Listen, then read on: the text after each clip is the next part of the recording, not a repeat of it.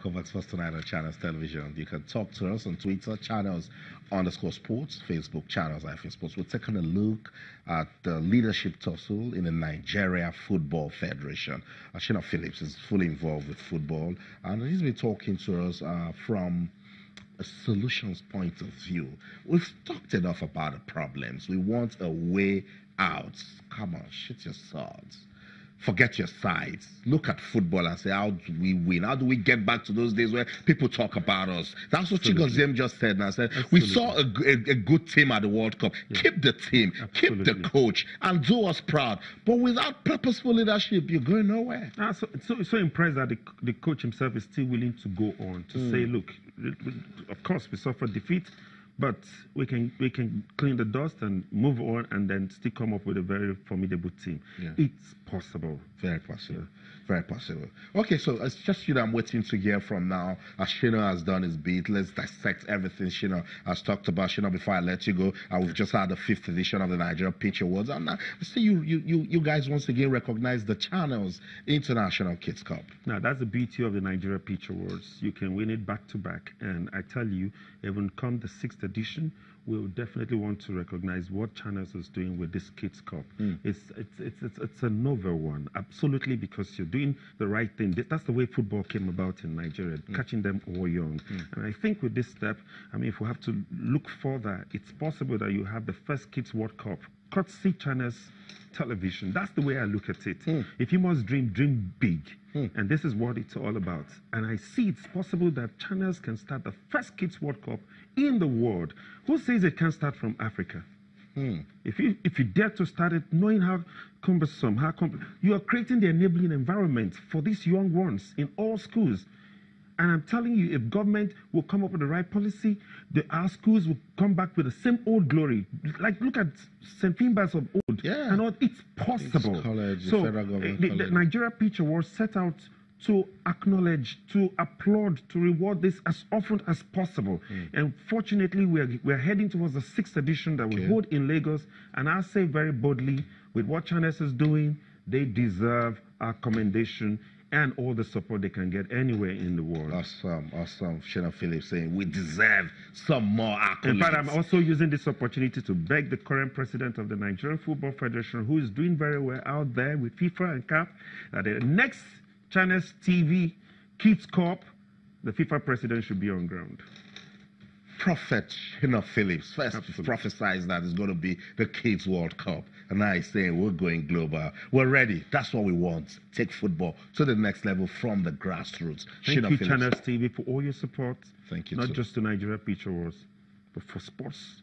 Thank you. Shina, thank you so much for your time. My pleasure. We appreciate you. Thank you. Award-winning presenter. We appreciate it. Thank you. So that's Shina Phillips talking to us about football in Nigeria. Let's go on this break. When we come back, the Falconets, Nigeria's under 20 women's team, they're getting ready for the World Cup in France. Tolu Olorunmoteni will join us. We'll talk some more, so don't go anywhere.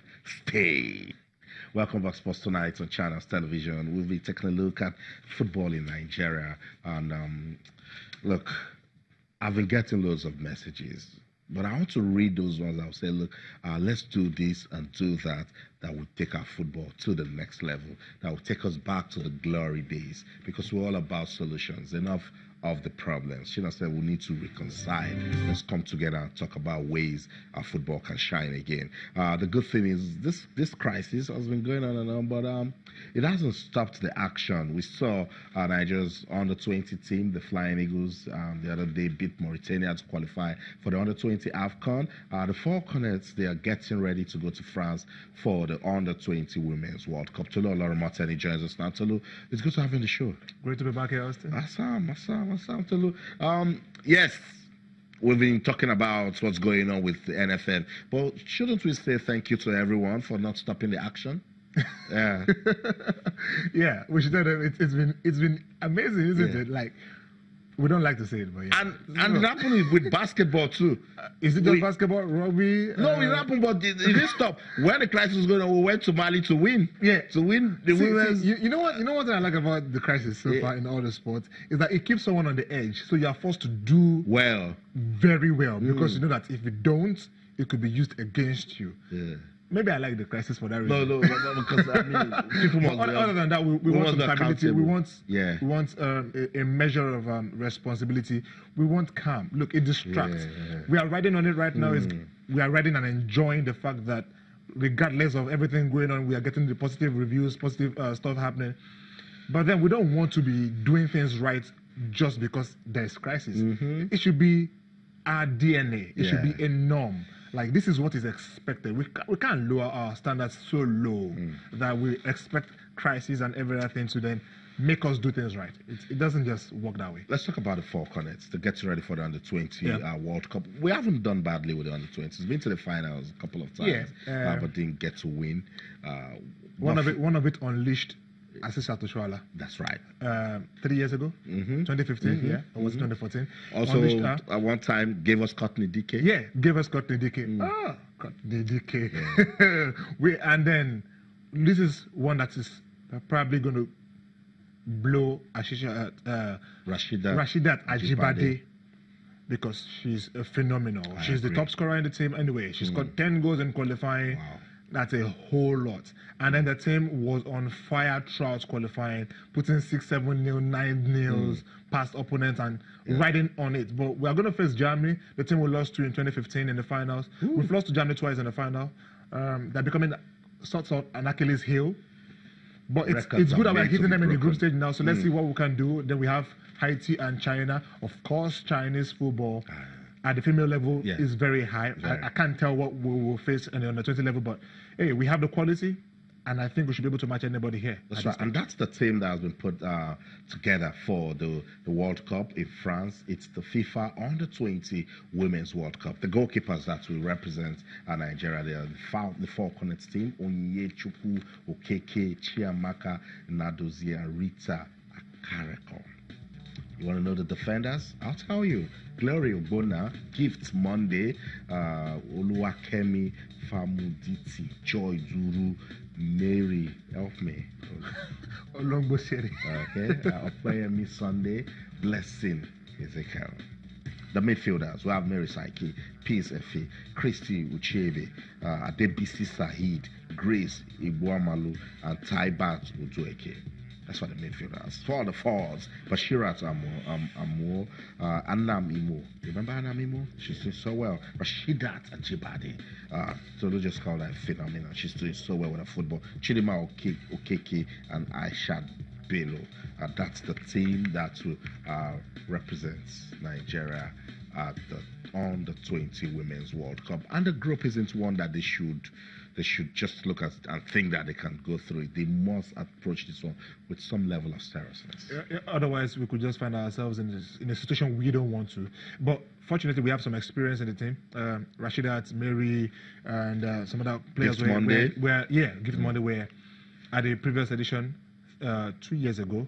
So they have some experience. Rashidat is just 18, by the way, which means she's eligible for the next one. But I wish we wouldn't be thinking about her. No, let's say a new name. So let's have someone new and let's have her progress in her career. That's right. However, like I said earlier, Germany, tough opponent every day. China, they have they are one of the top teams in female football in the world. So we have two very strong opponents there that might just cause Nigeria trouble. So the ladies know what they have to do.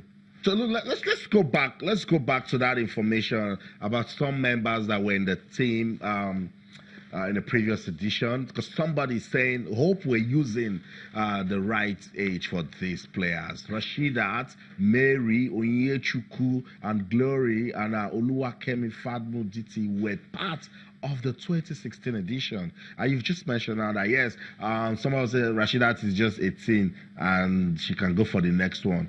These are the things that make people ask questions. That if you aren't discovering new talents, then where would this one fit in? Because that's the same thing that will happen in the Under-20. The same thing that will happen at the Super Falcons level, because you're going to have the same players again and again. Yeah, and so it's key that the coaches go back there and said, but let's be very honest, it's difficult to get new set of under-17 players because unlike in male football, where there are academies and then there's a lot of opportunities to discover players in the grassroots level, it's difficult, a lot more difficult to discover players within the under 15, under 16, under 14 age range. So it's a hell of a job for the coaches, but yeah, it's something they are paid to do, so they will come through with it. And we expect to see.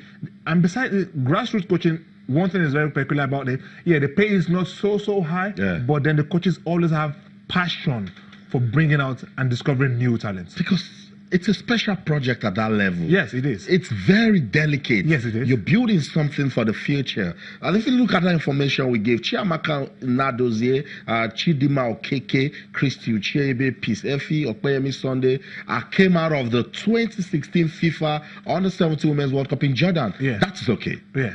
That's progress right there. Yes. You know, so Christopher Danjuma will now look at this team and say, how can I feed the Super Falcons?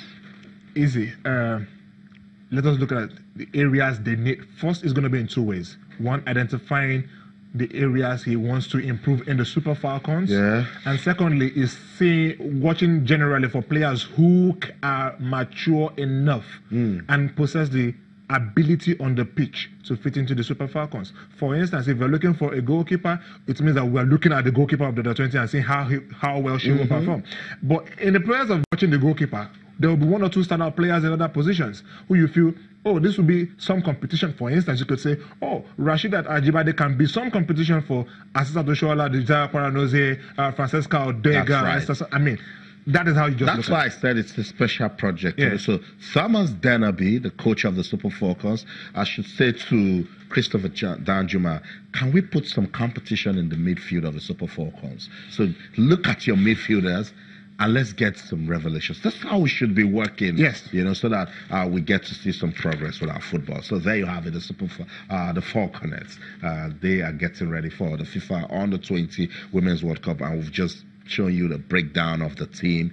Then hopefully they will go there and give Nigeria a good representation in France. Good news, Sir Alex Ferguson is doing just fine. To at some point we were like, what's going on with Sir Alex? But he made his first public appearance and he seems to be doing good. Yeah, and that's good news because you don't want to lose anybody in the football world anytime soon. Yeah, he's old.